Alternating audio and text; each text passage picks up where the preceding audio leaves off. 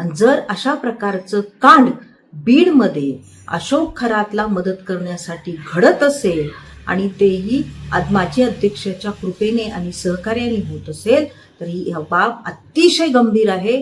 त्याची आपण दखल घ्यावी आणि ताबडतोब SIT कडे याची चौकशी लावावी. बीडमध्ये राज्य महिला आयोगाच्या माजी अध्यक्षा आणि पक्षाच्या माजी अध्यक्षा यांच्या कृपेने आणि त्यांच्या वरद हस्तामुळे बीडमधून अशोक खरात सारख्या माणुसकीला काळीमा फासणाऱ्या गैर कृत्य करणाऱ्या नराधमाला साथ देण्यासाठी इथूनही महिला पाठवल्या जायच्या आणि त्यांचं लिंगनिदान बीडमध्ये येऊन केलं जायचं आणि त्याच्यासाठी त्यांच्याच पक्षाची बीडमधली कोणीतरी पदाधिकारी मध्यस्थी म्हणून मदत करायची.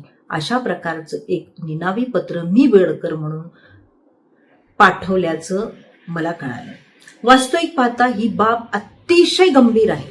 मी या बीड जिल्ह्याचे पोलीस अधीक्षक यांना अतिशय नम्रतेने विनंती करते, आव्हान करते की या गंभीर पत्राची दखल तुम्ही सोमोटो घ्यावी आणि जर अशा प्रकारचं कांड बीडमध्ये अशोक खरातला मदत करण्यासाठी घडत असेल आणि तेही माजी अध्यक्षाच्या कृपेने आणि सहकार्याने होत असेल तर ही बाब अतिशय गंभीर आहे.